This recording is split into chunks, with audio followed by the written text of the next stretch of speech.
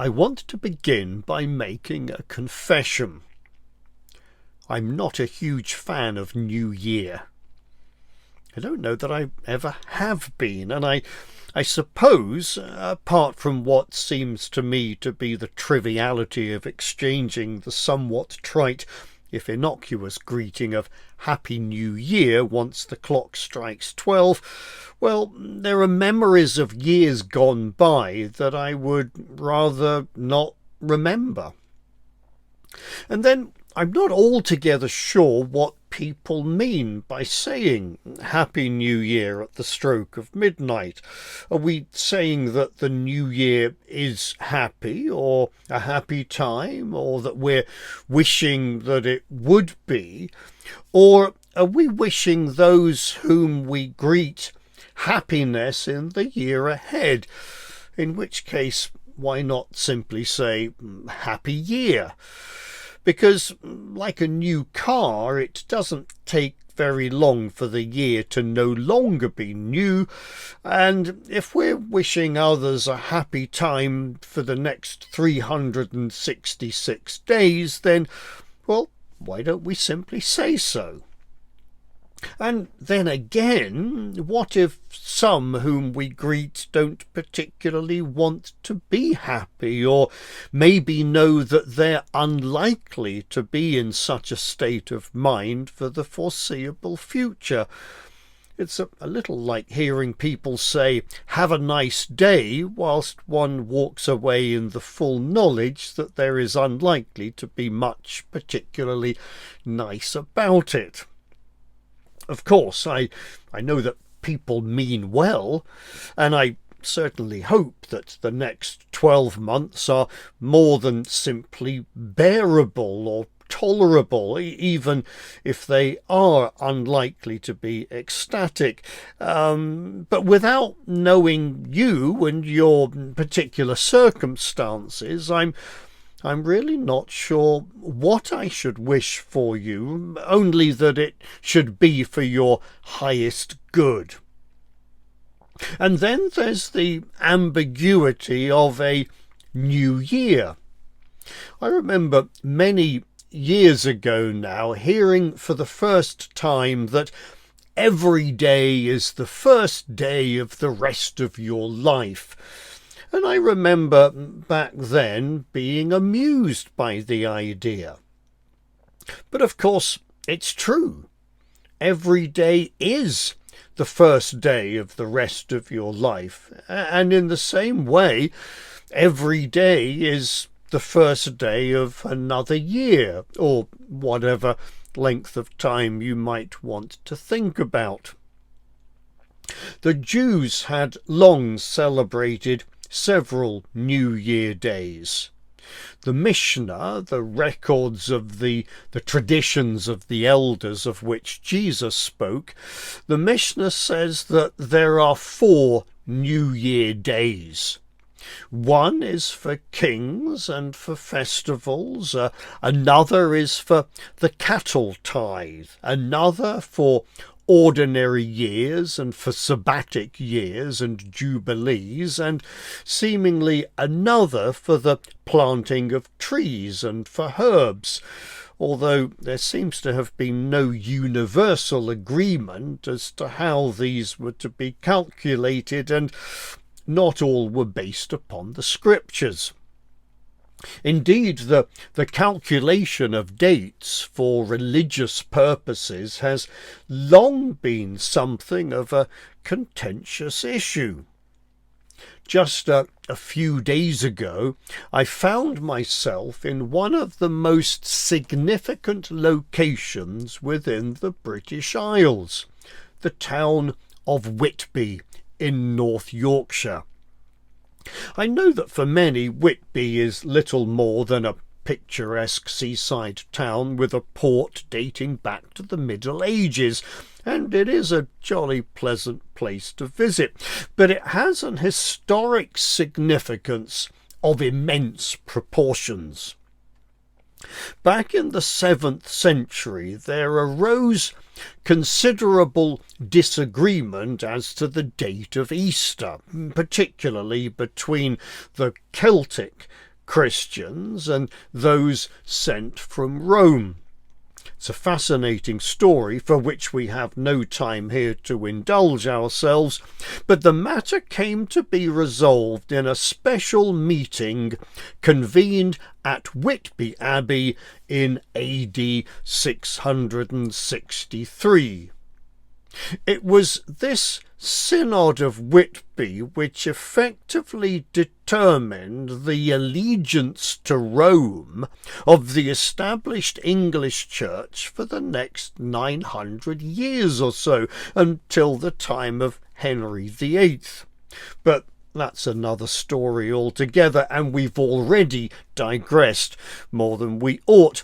But such can be, to some, the importance of dates in their religious calendars. Even in the secular realm, there are different years observed by different sectors of society. There's the financial year, and then there is the academic year. But generally, most of us think in terms of a year beginning in January and ending in December.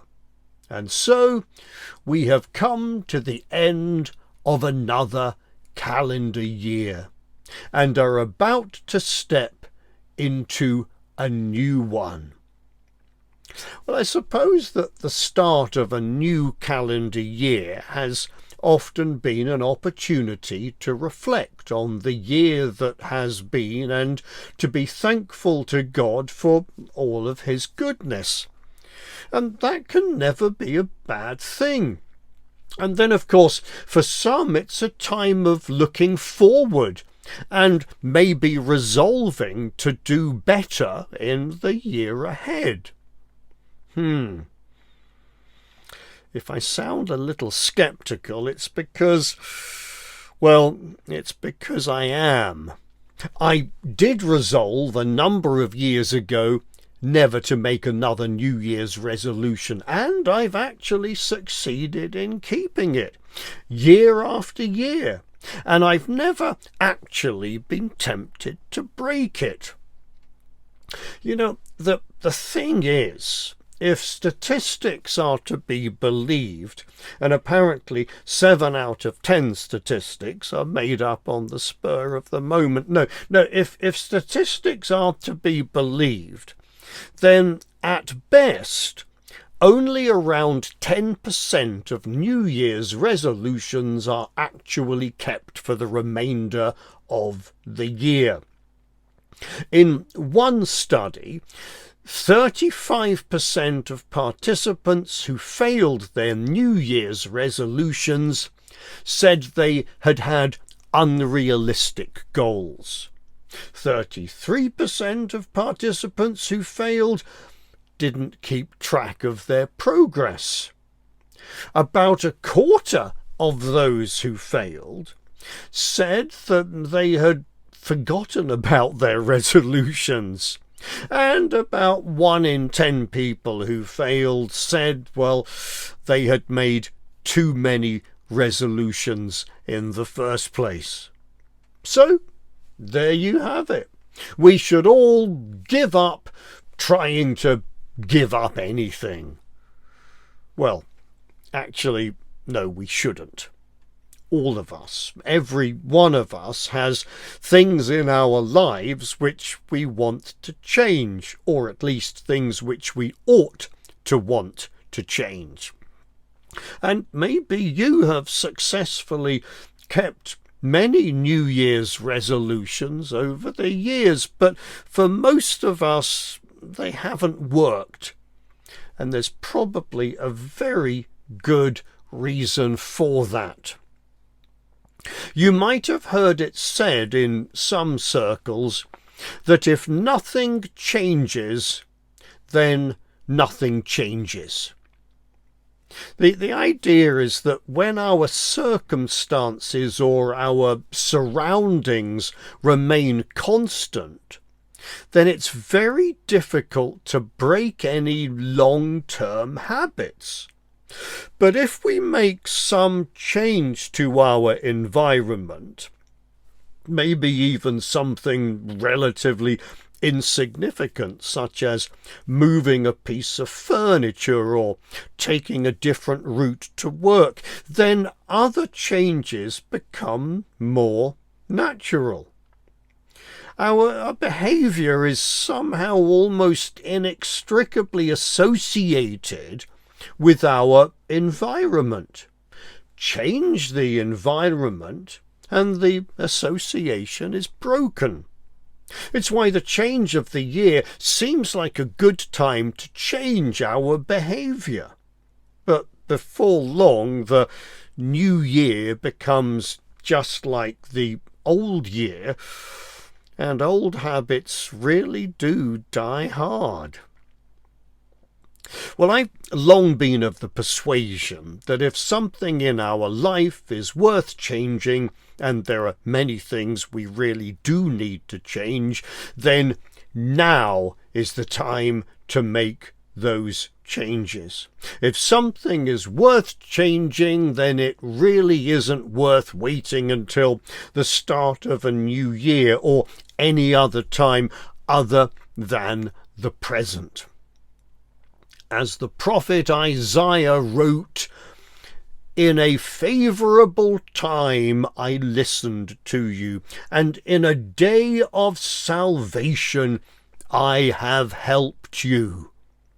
To which the Apostle Paul added, "Behold, now is the favourable time. Behold, now is the day of salvation." In the psalm which begins with the words, "Come, let us sing for joy to the Lord. Let us shout aloud to the rock of our salvation," the writer goes on to say, "For he is our God, and we are the people of his pasture and the sheep of his hand. Today, if you hear his voice, do not harden your hearts." Many who've recognized their struggles with significant or addictive behavioral challenges know that in truth we can only face life one day at a time. I really cannot determine today what I'll do 6 months from now, however determined I might feel today. But I can decide what I will or what I will not endeavour to do today. When Jesus was teaching his disciples to pray, he taught us to rely upon God's provision one day at a time. "Give us this day our daily bread," he taught. Then on one occasion he went on to say, "Do not worry about tomorrow, for tomorrow will worry about itself. Each day has enough trouble of its own."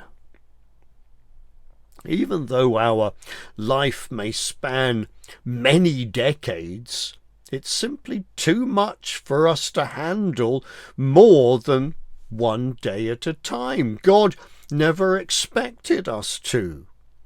He gives us the day and provides us with all we need. Then he gives us a night's rest to recover and be refreshed in order to face another day. As Jeremiah so beautifully wrote, "The steadfast love of the Lord never ceases. His mercies never come to an end. They are new every morning. Great is your faithfulness." And it is the faithfulness of God that urges us to be faithful to him each day, one day at a time. Each new day is a new start, and what better way to start each day than by renewing our commitment to follow Jesus, renewing our determination to live to his glory and not after the ways of this world. Maybe the real change we might need to make is a change to our morning routine. Maybe we need to determine to rise each morning giving thanks to the Lord for the new day he has made. Thanks for his never-ending mercies, which are new every morning, and to renew our commitment to be a follower of Jesus day by day. Though I might be unable to maintain any New Year's resolutions, I can make a new day's resolution every day. And when I mess up, when I fail to keep my new day's resolution, I can go to sleep at night and be refreshed, be renewed, and wake up to a new day, to his new mercies, and make my new day's resolution afresh.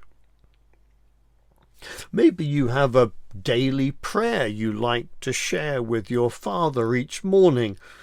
I have one I wrote many years ago to be a part of my morning routine. I don't have to repeat each word verbatim, but the general gist remains the same. There's a song I sometimes like to sing. It's become quite popular in some circles, and the lyrics go like this. Father God, just for today, help me to walk your narrow way. Help me to stand when I might fall. Give me your strength to hear your call. May my steps be worship. May my thoughts be praise. May my words bring honour to your name. Just for today, help me to walk your narrow way. Just for today. I can just about handle today, whatever today might be, and today I am determined to follow Jesus. I may not know all that might involve today, but he assures me that he will strengthen me by his grace, sustain me by his mercies, that I might be faithful to him as he remains ever faithful towards me. As for tomorrow, well, that's another day, and it'll need to take care of itself. Yesterday is no longer a thing. It's gone and never to return. But today is the day that the Lord has made. And today, as long as it is called today, today is the day of salvation. May God bless you as we face together a new day. May his grace forever be sufficient. Thank you.